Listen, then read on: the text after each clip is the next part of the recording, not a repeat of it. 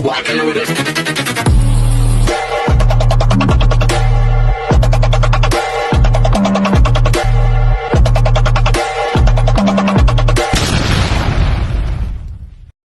Hi everyone! Good evening! I'm back! It's your Mama Sam dito sa Sam Sam TV. Kamusta naman kayo mga amigo, amiga, kumare at kumpare? Sana lahat kayo ay okay ngayong gabi. Kung ako naman ang tatanungin nyo, eto, fresh overload, diba? So, bagong tabas ang lola ninyo. Kasi syempre, Miss Universe na. Syempre, katatapos ko lang maglaba ng bonggang-bongga. Napagod ako. Pagkatapos, bukod doon, syempre, ayan na. Nag-shower na tayo. At mamaya rarampa na tayo sa McDonald's kasi gusto kong kumain doon. Ewan ko ba, nag-crave ako lagi sa McDonald's. Parang sa lahat ng pagod ko, McDonald's lang talaga ang magpapasaya sa akin ng bonggang-bongga. Pero ito syempre, kanina mas sumaya tayo ng todo-todo kasi syempre Miss Universe is on. So yun na nga, nag-on na ang bardagulan ng mga kandidata dito sa Miss Universe bilang day 2. So naloka ako kasi parang lahat ng kandidata kanina halos sabay-sabay na dumating yung mga front runner. Nandyan nakita natin talaga, Diyos ko, si Puerto Rico, si Venezuela, si Mexico, si France, si Thailand, grabe, over, charot. So yun, so ang grabe talaga ng Miss Universe, no? Ganun sila kaingay at ganun sila katindi. Pero syempre, inabangan natin dyan. Wala na iba, Michelle D. So pagising ko kanina umaga, oh my God, natuwa ako kasi nakita ko kagad yung outfit ni Michelle D papunta dito sa El Salvador. Talagang inaabangan ko yon. Nakita naman natin si Michelle D. Mukhang mamahalin na kandidata. Ang bongga, ang winner. Nandoon yung napaka-elegante ng datinan niya. Tapos yung suot-suot niya, sa totoo lang, kung sa iba to, hindi magandang tignan. Sa totoo lang, si Michelle D lang yung nakakapagdamit ng ganyan kabongga. Plus yung makeup niya, okay na okay para sa akin. Kaya lang, parang feeling ko, hindi niya na-achieve yung talagang gusto niya mangyari doon sa hair niya. But bumagay naman, parang supermodel naman yung dating. Kasi parang feeling ko, sinaid niya yun ng paside yung ganon. Tapos dapat kulot-kulot yun na pa ganon. Ayun yung parang siguro gusto niyang magawa. Pero parang bumabaksak yung hair niyang pa ganon. Doon medyo parang feeling ko ay hindi niya na-achieve yung gusto niyang mangyari. Pero ang ending pa din, syempre, maganda pa rin ang Michelle D. Nakita niyo ba, pinagkaguluhan siya doon, yung dumating siya doon sa papuntang, yung sinundo siya ng kanyang chaperon. Grabe yung mga tao, talagang kuha ng photo sa kanya, pagkatapos na-amaze sa beauty niya. Paano naman kasi, pag ganyan talagang kaganda yung Asia, dinala mo dyan sa Miss Universe, sa Latin area, ay talagang sabi ko sa iyo, pagkakaguluhan yan. Diyosa ang tingin nila dyan kay Michelle D. Hindi katulad ng mga Latinas, na kapwa din nila Latinas. So, syempre hindi na magagandahan ng todo-todo. Ayun yung advantage ni Michelle D dito sa competition na Miss Universe. Kapag ganyan kasi yung beauty, papalo talaga yan kasi maganda yan sa kanila. Lalo na ngayon, parang napansin ko, nagpatan si Michelle D. Talagang sabi ko, oh my God, ang ganda, ang Diyosa. Iba talaga, so lalo siyang pagkakaguluhan doon. Ganon! Maganda siya para sa mata talaga ng mga kapwa niya, Latinas at saka sa mga Latinas na makakakita sa kanya doon sa El Salvador.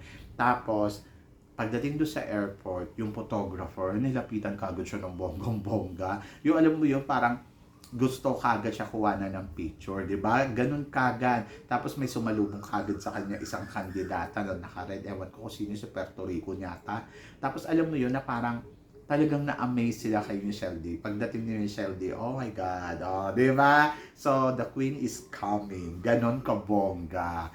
So, parang feeling ko, maganda ang vibes ni Michelle D ngayon dito sa Miss Universe. Hindi katulad ni Antonio Forcil na in fairness naman, active naman si Antonio kanina doon sa kanyang arrival doon sa Miss Universe. Photo doon, photo sa mga kandidata, ganun siya ka-busy. Photoshoot talaga. Si Michelle D kasi wala pang time Gawa, syempre ka-arrive lang ni Michelle D, syempre yung hotel, at ayun, so sobrang pahinga pa. Pero kasi ito si Antonia Forcil, ang eksena, Miss Friendship, photoshoot sa lahat ng mga kandidata, di ba? Kung napansin ninyo, ang lola ninyo, ang lakas maka Miss Friendship Award. So, lahat nga ng kandidata nilapitan niya at yung mga Latinas ang target niya, in fairness. Lahat ng mga front runner, yung tipong parang pili niya, she belong. Charot. So, yun, nakakaloka. Pero itong napansin ko, may mga sign ako na parang nakikita na mukhang pumapabor yata ang mga bituin sa langit kay Michelle D. Una, naalala ninyo, noong 2018, ang ka-roommate ni Catriona Gray ay wala nang iba kundi si Miss Indonesia. This year, after ilan years, makaka-roommate uli ni Philippines si Miss Indonesia. Same with Catriona Gray. Ayun yung napansin ko, isa sa mga sign, di ba? Ewan ko kung swerte sa atin ng Indonesia, pero ilan na bang kandidata natin ang ka-roommate ay Indonesia at nanalo sa international pageant, di ba? So yon, at isa na nga dito, ang Miss Universe. So i-assume ko yan na isa to sa magandang sign. Ka-roommate niya si Indonesia, di ba? Ang bongga lang, di ba? So yon, so pampaswerte yan sa atin si Indonesia, in fairness naman. At saka parang feeling ko magkakasundo sila ni Michelle D. Pangalawa, napansin ko, ang Miss Universe noong 2018, ang stage ay may X. Di ba? Pa-X na ganyan. So ngayon, taon na to, ewan ko kung confirm ba talaga to ha, legit to. Ang stage uli, may X na ganon. Di ba? So mapapansin mo na oo nga no, so parang sumasan-ayon talaga yung mga sign na to doon sa ganap dito kay Catriona, kay Michelle D. Noong panahon din ni Catriona Gray, ang stage din ay X. So ngayon, eto X din. Di ba? So talagang same, parang mauulit. Parang pinaghalo tong Catriona at Pia Wurtzbach. Ganun yung datingan sa akin. Parang feeling ko, isa tong magandang sign kay Michelle D. So parang eto na yon, yung hinihintay natin. And then in fairness naman, si Michelle D kasi, grabe din talaga yung laban. Alam mo yun, yung parang ngayon yung energy natin lahat dito sa Miss Universe ay bumalik. Parang kasing ang feeling natin, etong si Michelle D is siya, yung parang yung level ni Catriona Gray noon na lumaban siya sa Miss Universe, ganun yung preparasyon niya. Everything is fine. Tapos, dati naalala ko din, malaking box din yung dala ni Catriona doon sa Miss Universe, yung national costume niya. Tapos ngayon, ganun na naman. Di ba? So, talagang, ewan ko ha, hindi ko alam. But, syempre, hindi tayo masyado magdidepende sa mga sign na nakikita natin. Pero, ayun lang yung mga parang sabi ko, sana totoo na to. Sana ito na yung sign. Kasi humingi ako ng sign. Sabi ko, Lord, sana bigyan kami ng sign na mananalo ba itong si Michelle D dito sa Miss Universe. Kasi, parang ang lakas kasi nung laban niya. Tapos sabi ko, sana bigyan nyo kami ng sign. Tapos ito yung sign yung roomie. Di ba? Indonesia. Tapos X yung stage. Noon naalala ko, ganun din yung stage noon sa Miss Universe. Sabi ko, oh my God, mukhang ito na talaga yun. Di ba? So yun, so sobrang nakaka-excite kasi alam natin na alam ni Michelle D kung paano lalaban. Ang isa pa sa napansin ko kay Michelle D, grabe, ang payat. Ang liit ng braso. Sabi ko, napaka-amazing naman ni Michelle D ngayon. Sobrang ang payat talaga, guys. Yung braso niya, sobrang liit. Sabi ko nga sa kanya,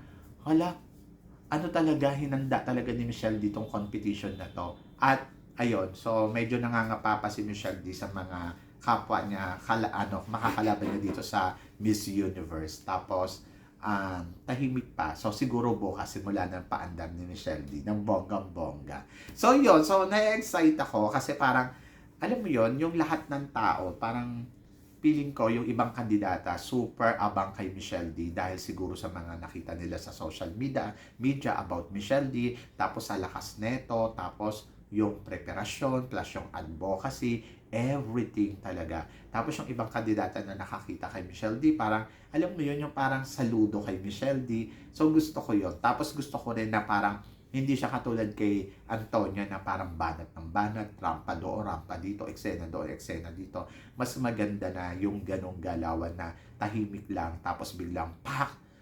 'Di ba? Semifinals ang lola mo. 'Di ba? So yung mga ganon. Kasi importante sa akin na yung tahimik na laban lang, hindi yung laban na parang akala mo ang ingay-ingay mo pagkatapos mamaya wala ka naman pala ibubuga sa finals. So marami na tayong mga kandidatang gano'n na sobrang ingay, sobrang pasabog, sobrang eksena sa arrival, tapos pagdating naman pala nung Miss Universe na, wala naman pala ligwak, di ba? So, ayan, si Antonia, sayaw-sayaw, charot, sayaw-sayaw doon. At ako naman, hindi naman ako against kay Antonia. Kung siya yung mananalo, di good for her, good for the Thailand.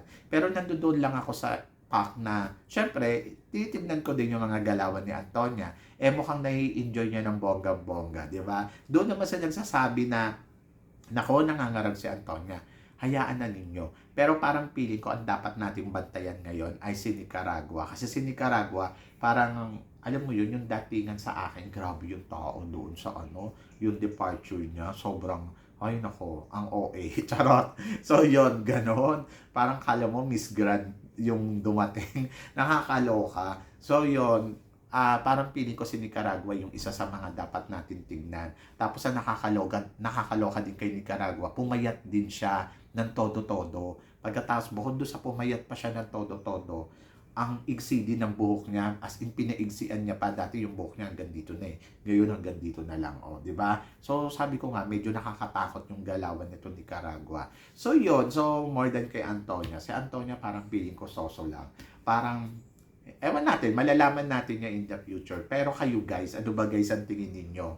So, sino sa mga nakita ninyong kandidata na talagang matindi para sa laban na to, na dapat mag-ingat si Michelle D? And then, nakikita nyo ba yung sign?